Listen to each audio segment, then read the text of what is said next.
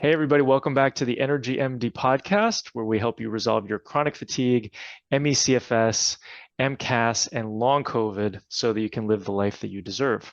So, really excited about today because we're going to be speaking with my good friend, Margaret Floyd Barry. And let's learn a little bit about her before we dive in. We're going to be talking about some of the challenges you might be having with healing your gut. So, if you are having challenges healing your gut, you're going to want to pay attention to all the things we're talking about today. So, Margaret Floyd Barry is a functional nutritionist, writer, speaker, and educator in functional nutrition. Having seen family members suffer the devastating effects of chronic illness from a young age, helping others find a better way back to optimal health has been her passion. Through years of experience creating life-changing results with the most complex client cases, including reversing her own autoimmune condition, Margaret uses a powerful system for restoring health by addressing the root cause of illness. Today, Margaret teaches fellow practitioners the same proven system she uses through Restorative Wellness Solutions, a 2-year comprehensive functional nutrition certification program for qualified health professionals. With over 1,200 alumni in 22 plus countries, Margaret and the RWS team are actively working to change the way health is delivered. Margaret is also the author of Eat Naked, Unprocessed, Unpolluted, and Undressed Eating for a Healthier, Sexier You, and the Naked Foods Cookbook. Margaret, thanks so much for joining me today. Thank you so much for having me here. I'm super excited to chat. Me too. So let's just kind of dive in here and let's talk about healing the gut. Um, I guess we'll start off with some definitions. So, oftentimes people are thinking about healing their gut. Can we kind of talk about the gut and maybe we talk about first about like what normal function is for the gut? Yeah, I think, the gut and digestive health to me it's something that in some ways, everyone talks about, oh, we're going to heal the gut, heal the gut. But if you really think about it, it is quite a profound moment in our physiology because it's within our digestive tract that the outside world literally becomes us. Right? That is a big deal. Mhm. And so, this digestive process where we have, the combination of the mechanical breakdown of the food we eat, the chemical breakdown of the food we eat, getting to, this really powerful moment in the small intestine where those nutrients get absorbed right into the bloodstream and get shuttled around our bodies to, yes, as fuel, but even more importantly, to heal, to become part of our immune system, to rebuild. I mean, there's literally, if you look at your hand, every single cell from the skin, the nails, any hair, muscles, bones, blood, all of that was once food. Right. And the process whereby we take this outside thing and it becomes us is our digestive process. So yeah, it's kind of a big deal. Mhm. It's really profound. And, if we consider the fact that the vast majority of our immune system, 85%, depending on who you talk to and what resource you check, lives in and around the digestive system or the digestive tract, it has a really profound impact far beyond even just the fact that it helps make us us. So I believe that digestive healing and this digestive process is absolutely foundational, regardless of whether you have overt digestive symptoms or not. It is something that if we are not considering it as part of that healing process, we're just not going to be able to cross that finish line and stay there. And so, what sort of symptoms would alert somebody that they have a gut issue, a gut health issue? Well, if we're thinking symptoms, starting at the top and working south, anything that is causing discomfort when you eat. So that could be heartburn, indigestion, excessive belching and burping after meals. It could be an excessive sense of fullness in your stomach or pain in your stomach after eating. It can be dysregulated bowels. So either not having at least a daily bowel movement or having, really loose, uncomfortable, watery stools or going back and forth between the two. It can be really uncomfortable bloating, a distension of the gut.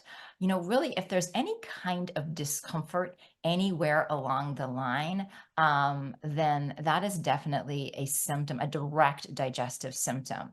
Even something like excess flatulence, we'll all laugh about it. And yes, farting's funny, but too much, and it's normal to pass gas, but too much of it I always ask clients, when you pass gas, is it just like, a little stinky, or do you like clear out the room? Like that's another sign that like something is awry.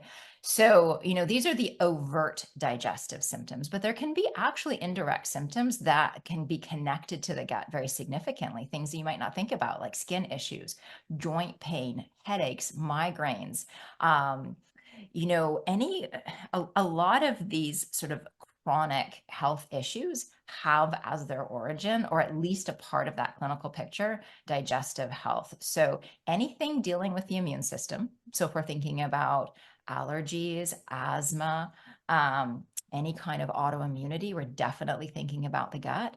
Anything neurological, because the gut and the brain have such an intimate connection. So, if you've got brain fog or deep fatigue, or sort of cognitive issues, memory issues, if there's been, TBIs, any kind of concussions, that's going to have a direct impact on the gut.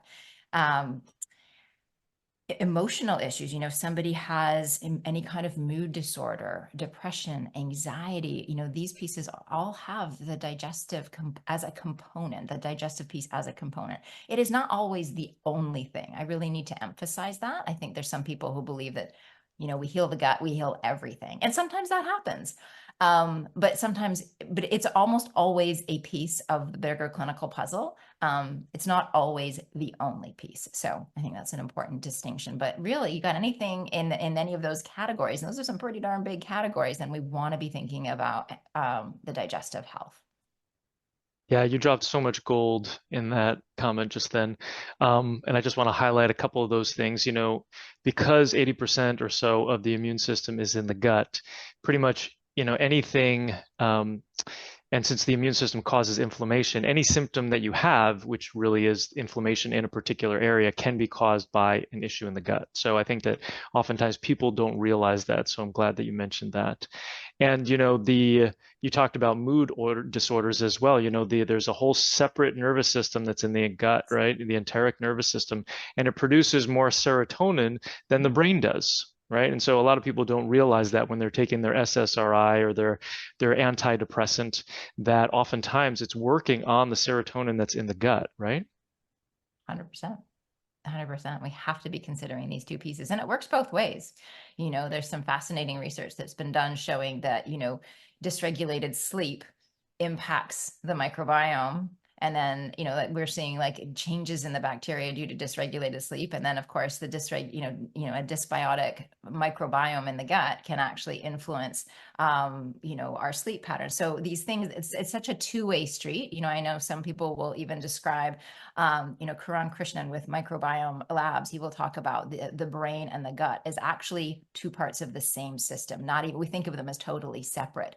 And he would describe them as actually two ends of the same stick that we always need to be considering together. There's always this bi-directional conversation going on, which is, again, this stuff is, I find it amazing, profound, and fascinating and exciting. Well, and that's also the challenge with compartmentalizing different health diagnoses, right? So we've got cardiologists, and we've got immunologists, and we have pulmonologists, and right, all these different ologists. But the reality is that all these systems really are talking to each other, and we really need that integration. 100%. Yeah. 100%. So great. So let's jump into, I want to talk about, kind of what are some basic ways to start to heal the gut now that people know that like any symptom that they could have could be potentially due to the gut. And, starting with the gut is always a great place. And you commented on a video that I recently did on YouTube that was about when you can't heal your gut. And so that we're going to kind of go into some of those more complex issues. But let's start off with, what's the first step for healing the gut? Absolutely. So 5 key areas I think you want to consider when you're thinking about digestive health. The first is digestive function. So do you have enough sort of digestive fire to actually break down the food that you are consuming? So here we're thinking about things like enzyme production, hydrochloric acid production in the stomach, biliary flow, just some of those basic digestive functional components. Is there enough? And, there's testing that you can do for this. And, some of the stuff you can do a little bit trial and error in terms of, bringing in some supplements. I am a big fan of testing because we get kind of right to the heart of things. And, I feel like you can trial and error your way into a lot of spending without getting results. But this is, taking some digestive enzymes can be a really good beginning strategy. So digestive function is number one. The second piece is we want to think about the microbiome. And so we want to have a nice, diverse, robust microbiome. And as part of this, but separate from this, we want to make sure that there are no opportunistic and or pathogenic species in there. So this could be a whole number of things. This could be, it could be in H. pylori overgrowth in the stomach. It could be opportunistic bacterial species that aren't in and of themselves necessarily harmful, but they can crowd out some of the more beneficial species, or some of those opportunistic can actually be very inflammatory and produce lipopolysaccharides, that LPS, which I think of as these like really potent agents of inflammation that if they get into the system can really do quite a lot of damage. So, it can be a fungal overgrowth, it can be parasites. Some of these things might not be pathology per se, like your typical test run by a conventional MD might not pick up these things. But that doesn't mean that they're not there, and it doesn't mean that they're not doing harm and creating symptoms and creating a digestive challenge. So we want to be thinking about digestive function. We want to have a nice, healthy, robust microbiome, and we want to make sure there aren't any opportunists overgrowing and taking over. We also want to make sure that the integrity of that gut lining is preserved. So I talked about the small intestine and that moment where the outside world becomes us. Well, really the digestive tract is actually still the outside of the body. I always say we're basically one very complicated donut, and the donut hole is our digestive tract, right? And so that's the small intestine, this big long tube, which the lining of which is 1 cell thick. That is not very thick. 1 cell thick, right? And it is, it's basically structurally, it's all these little cells, we call them the tight junctions, these little cells that line up right next to each other, kind of like bricks in a wall. If they become compromised, either those tight junctions are designed to very selectively open up and let a nutrient in and then close back up. It's like having really highly trained bouncers at each door, very careful about what gets in, so as not to allow things like, remember what else is in that digestive tract, right? Like you poop it out at the end of this experience, right? So there's toxins in there, there's pathogens, there's in maldigested foods, all sorts of debris that we don't want getting directly into the bloodstream. So maintaining the integrity of that gut lining is really, really important. I'm sure, your audience has heard of the concept of leaky gut. And that's basically when we're talking about leaky gut, we're talking about this small intestinal lining that those tight junctions have been compromised. So we want to ensure that we heal and seal the lining of the small intestine, because that leaky gut, when those tight junctions are compromised, you mentioned something really important, which is that, compromised digestion can increase the inflammatory burden systemically in the body. And this is one of the key mechanisms for this to happen, is when you're getting things that shouldn't be in the blood. As I said, it could be pathogens, it could be, it could be toxins, it could be maldigested food, it could be part of that amazing locally grown broccoli you got at the farmer's market. But if you don't have the digestive capacity to break it down properly, if that actually enters the bloodstream, that's not recognizable to the system. And now that looks like, invader, some red alerts can go off, even though it seems kind of innocuous going in, it's just broccoli. But it can actually be triggering that inflammatory response. So those pieces are really, really integral. And to that inflammatory piece, we really want to be thinking about food sensitivities, right? We want to be thinking about things that we could be eating that might be making their way into the bloodstream and actually triggering that inflammatory response. So these are different pieces. There's some ways to address this DIY style if you're just starting out, bringing in, as I mentioned, bringing in some enzymes, bringing in a really good probiotic to help balance out that gut. I wouldn't recommend going on big eradication protocols without testing. I do feel like that's very much when you want to be working with a practitioner, because you don't want to, I know some folks are like, oh, we'll do the antifungal cleanse and then we'll do the parasite cleanse. And then, these protocols are really hard on the system. You don't want to do them if you don't need them. And the only way to know if you need them or not is to test. But all of the other options, even bringing in some nice healing agents to heal and seal that gut lining, and pulling out some of the heavy hitters, the usual suspects when we're thinking of foods that can trigger inflammation. I'm thinking here of things like gluten, refined, processed foods, especially those refined oils. For some people, eggs and dairy can be a good starting point. It might not be the finishing point, but it can be a good starting point. Those are some of the most common food sensitivities. We pull them out, and that can relieve some of that inflammatory burden. So let's talk a little bit about leaky gut. So, I'm working with people who are very sick, ME/CFS, chronic fatigue syndrome, long COVID, stuff like that. But my assumption at this point in time is that everybody on the planet has leaky gut because of the toxins that we're exposed to. What do you think? Agree, disagree? Completely agree. In fact, we don't even test for that. There's depending on which lab people are using, sometimes there's markers for leaky gut. Sometimes, you can add them on, and we don't even, we're just like, well, there's so many different ways of assessing this. We just assume it's so common. And for all of the reasons, the incredible toxic burden that we are all under, foods that people are eating. It's just so hard. I don't know that we can be pristine in this highly toxic world, and it's a little daunting and depressing, but that's just the reality of what we live in. So I would highly agree. Yeah. So let's talk a little bit about food sensitivities versus allergies versus food allergies. Can you give us the distinction? Yeah. I think of this in 3 categories of adverse reactions to food that, ultimately all of them we're having an adverse reaction, meaning it's triggering some kind of symptom for us. But understanding the mechanisms can be helpful in identifying which ones they are. So food allergies are, it's an immune mediated response, and it's mediated by these immunoglobulins, the immunoglobulin E.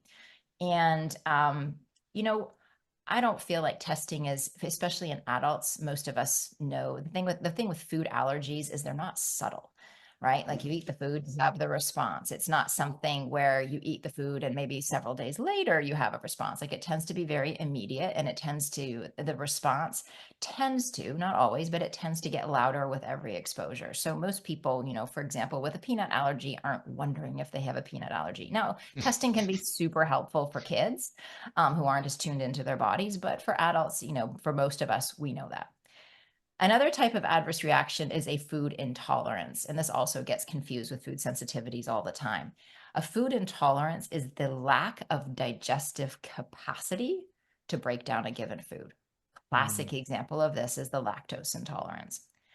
Once again, not difficult to figure out. I really don't know many people who have a lactose intolerance who don't know that, partly because you eat the ice cream, and then for some people minutes, for many people hours, there is a significant response. So pretty quickly we're able to identify, oh, I ate this food and here's what happened. The challenge with food sensitivities, which this third category, it is immune mediated, sometimes with antibodies, sometimes it just happens in the cell. And the challenge with it is that it can be delayed. So you can have these delayed reactions. So here we are, we're having this conversation on a Wednesday. I could eat something today and have the reaction on Friday or even Saturday. how on earth am I going to figure out if I've got, a headache on Friday that it actually has something to do with what I ate today? Like it's almost impossible. And this is one of the reasons why elimination diets can be so persnickety, because there's so many different ways you can react to a food. There are different degrees of reactivity. So you might not have a huge reaction to a bunch of foods, but you might end up, just by accident eating a handful of foods, to all of which you have a moderate reaction. But when you eat them all together in concert, now you have a more significant response. And these food sensitivities can be a really sneaky source of chronic inflammation.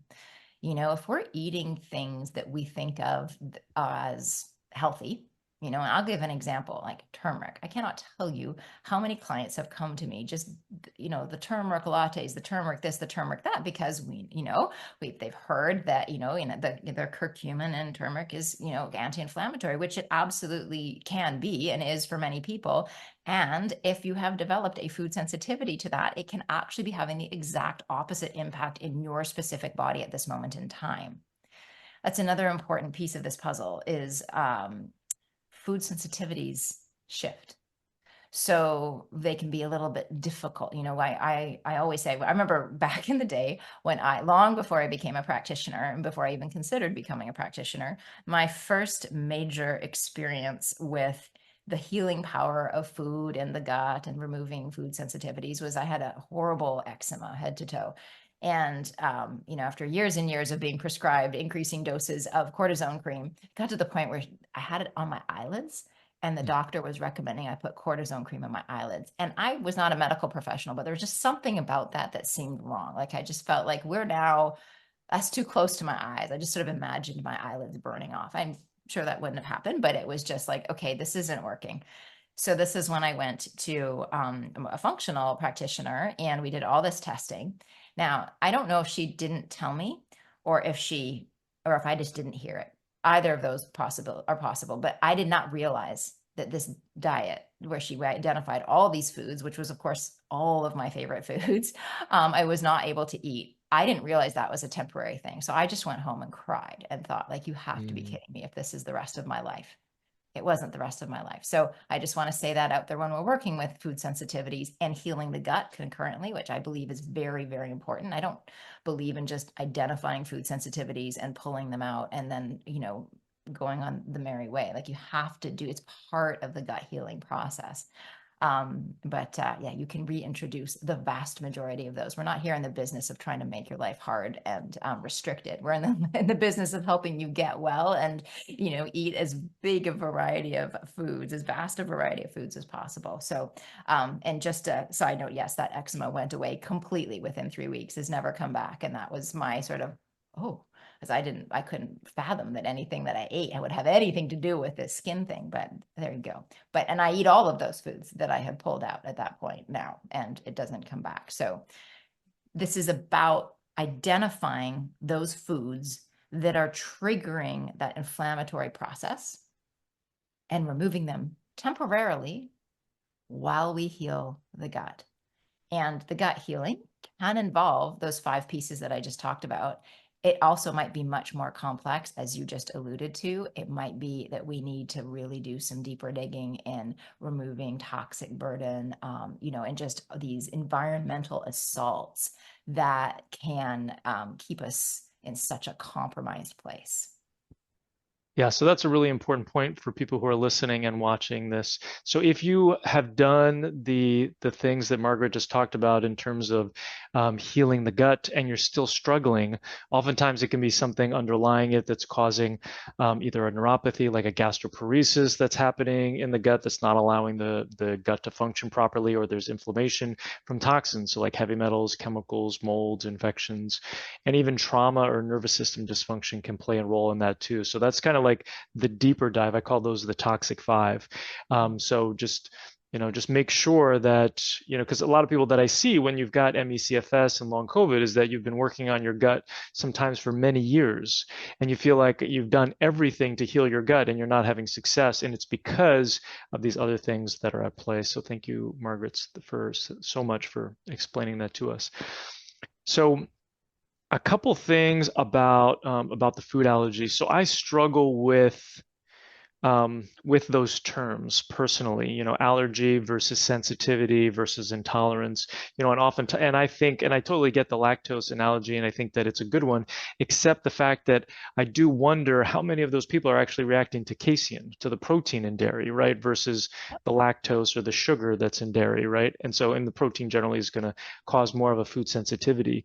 I do think that.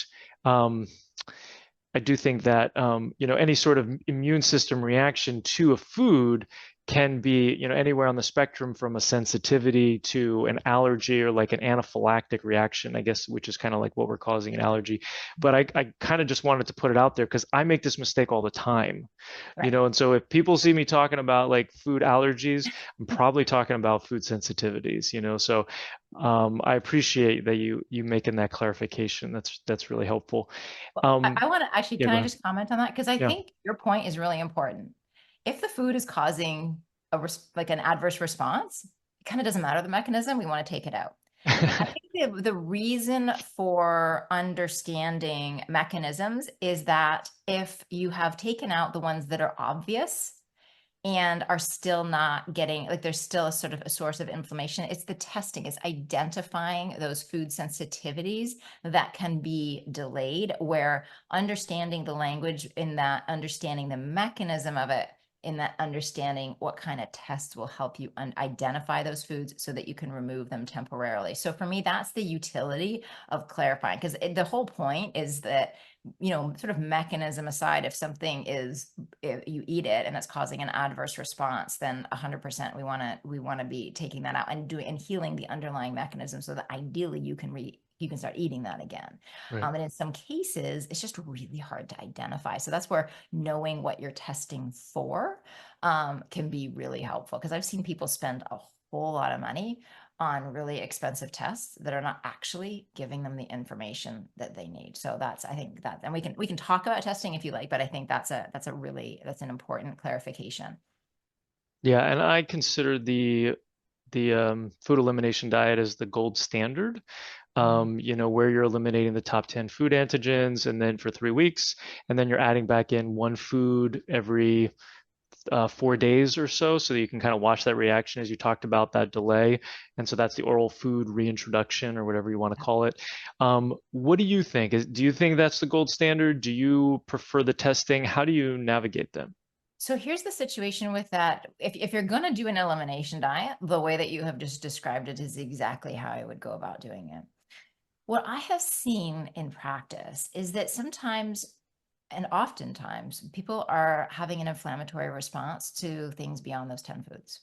Mhm. So it could be really seemingly innocuous things: lettuce, avocado, Mm. chicken, like just like random things that, in our experience, when as I do a lot of gut testing in my practice, and if I don't do, I work with a very specific food sensitivity test, and it's not an antibody test. I work with one that is an endpoint test that's looking for, is this food triggering the inflammatory response? It takes kind of the mechanism question out of the picture, which is helpful because I kind of don't care about the mechanism. I really just want to know about whether if it's triggering that inflammatory response or not.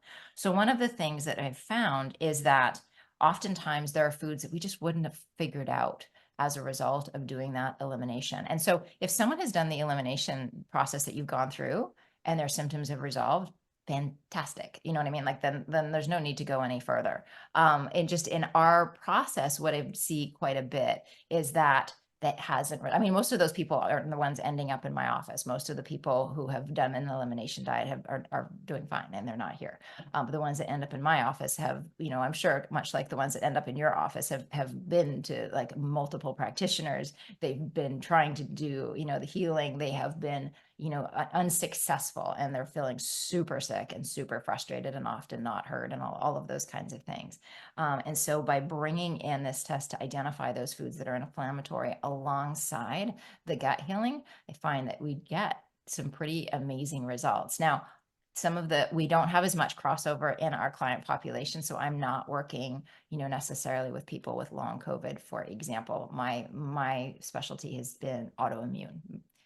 A little bit of overlap there, but I would say, maybe 2 or 3 cases of people with long COVID. Mostly it's, we're talking, Hashimoto's and is one of the main ones, but multiple different types of autoimmune. So this process that I'm describing has been extremely effective with that in particular. So could also be a little bit different client populations.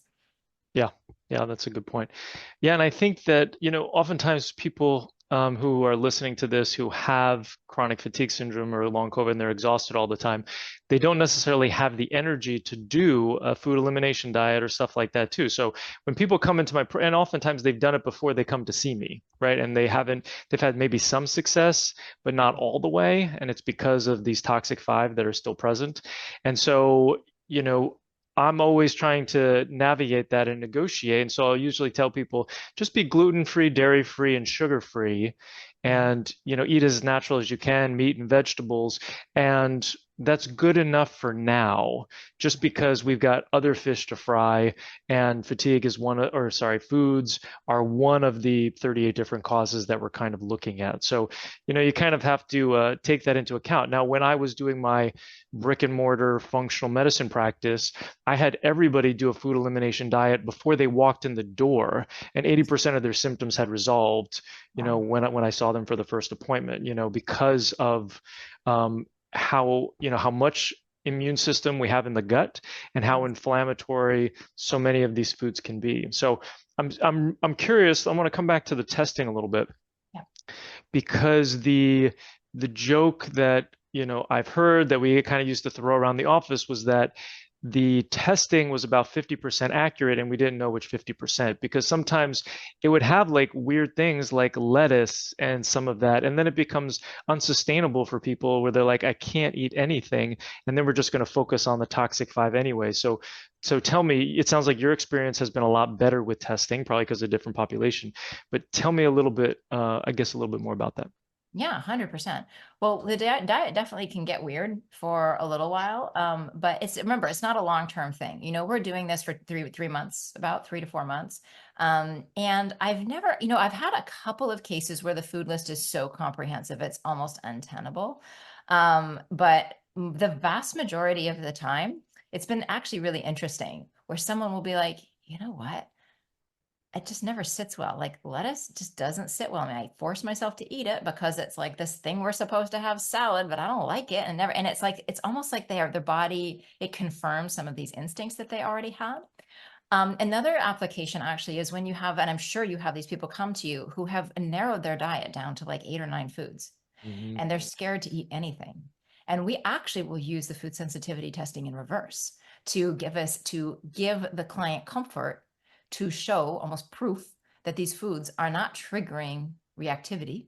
And this is going to be where we start to expand the diet. So those foods that are the least reactive are the places that we start. And we actually use it as a tool to expand the diet rather than further restrict the diet. So, and I will say another piece when working with tests is that I have found, just from a simple client compliance situation, is when it's sort of written down on a piece of paper that came from a lab, that can be much more compelling for people than something that is more, let's say, generic, right? That they will trust something that's come from a lab and feel like, okay, here it is. We're going to tuck in and we're going to do this for the next few months. And I've just seen client compliance go up significantly as well. So, very rarely have I seen it be such a complicated list where it really isn't anything that they're able to eat.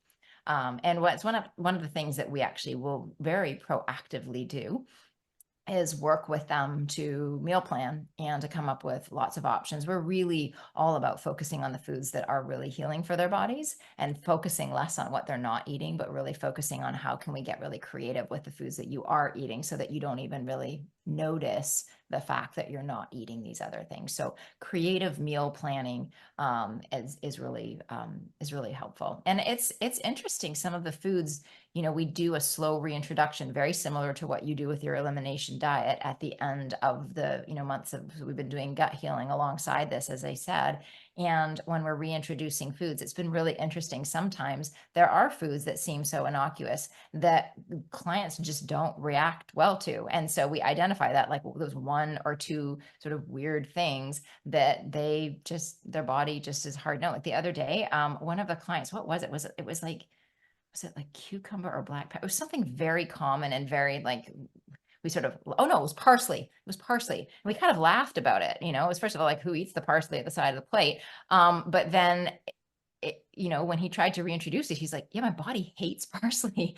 It's like, just hardcore reactions. So like, who knew? Parsley seems so innocuous. So that's the kind of, that's the value that I find. And I also have a lot of clients who come in who are on something like the autoimmune paleo diet or GAPS diet, these very, very restrictive diets where they've eliminated a whole bunch of foods that they could be eating, while they might still be eating some foods that are still triggering that inflammation. So it can help, again, it can be used to identify what needs to be removed, but also it can, in certain situations, be used to identify what they can actually start eating again.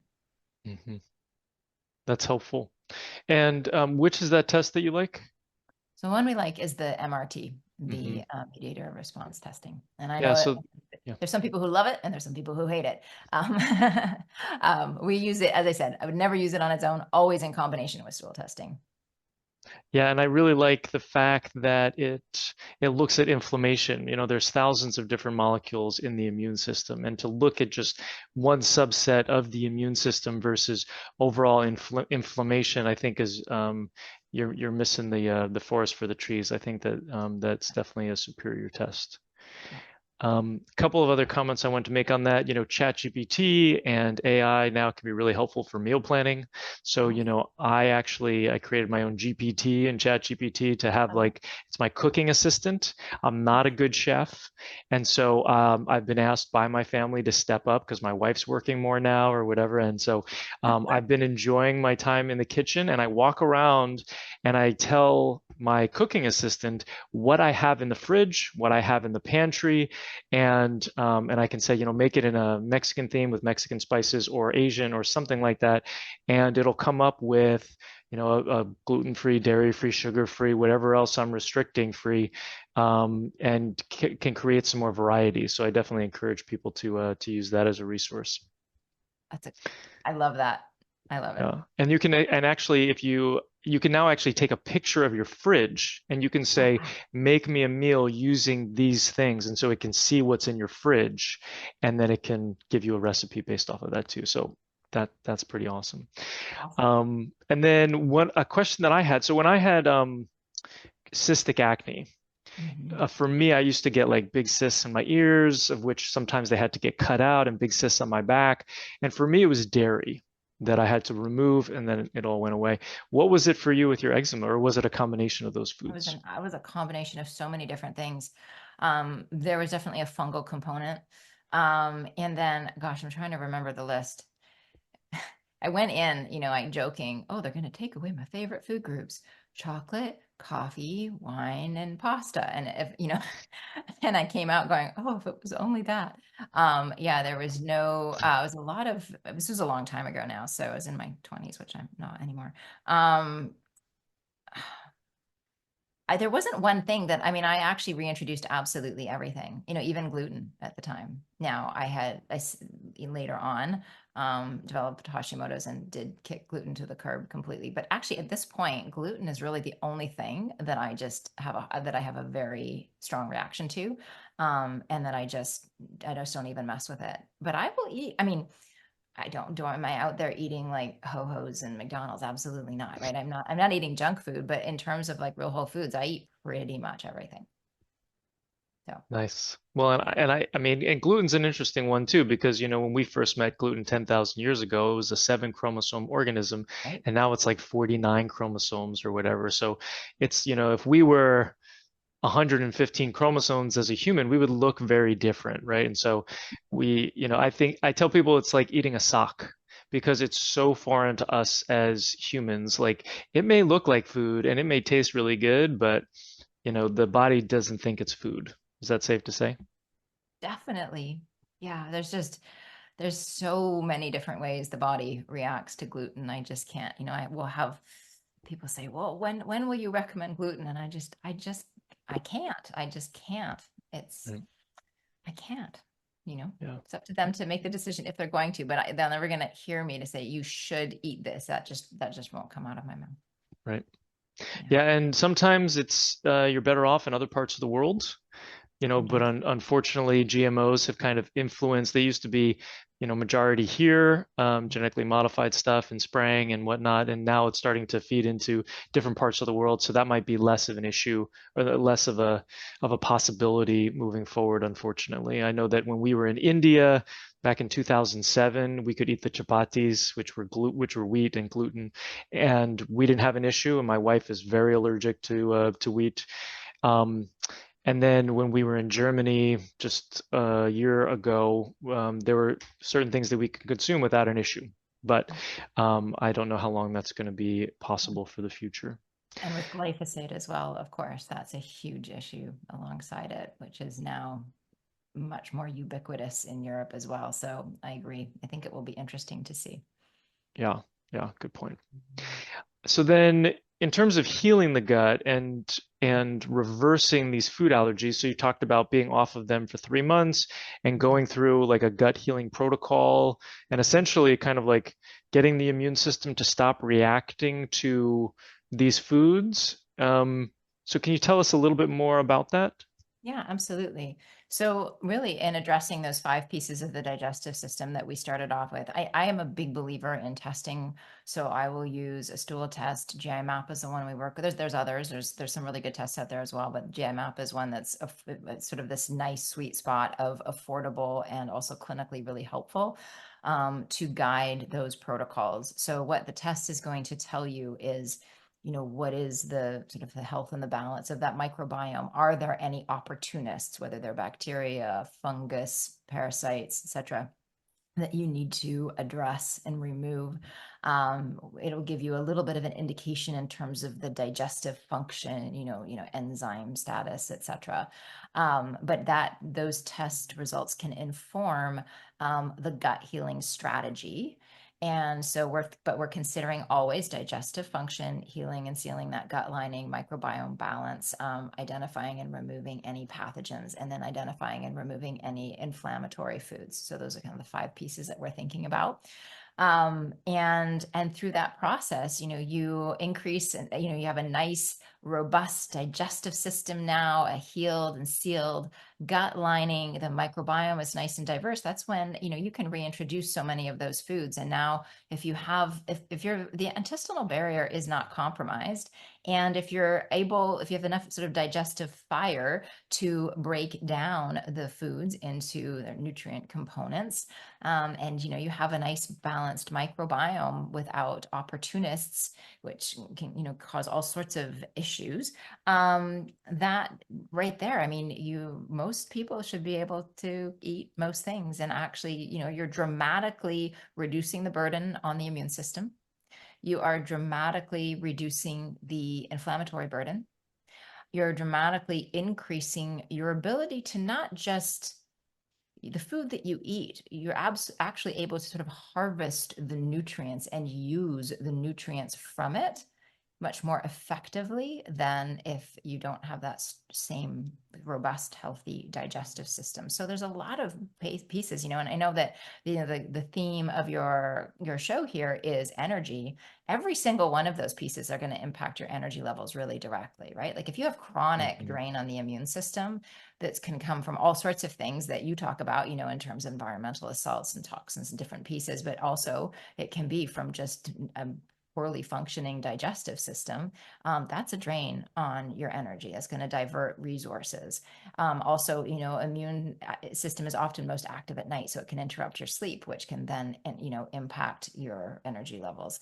The ability to sort of harvest those nutrients from the diet can have a huge impact on being able to access the proper vitamins and minerals that you need for energy. And If you have the higher your inflammatory burden, the lower your energy. But, that's another place where it can, you can have elevated levels of reactive oxygen species, which can affect mitochondria, the powerhouses of the cell. I mean, there's so many ways that these pieces all interrelate. So this is part of why, healing that digestive tract is just so integral to all the things. Well said.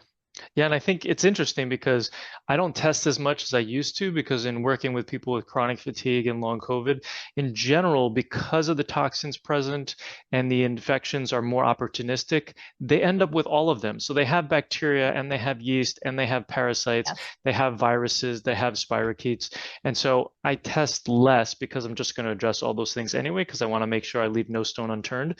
But that doesn't make sense for people who don't have chronic fatigue and long COVID.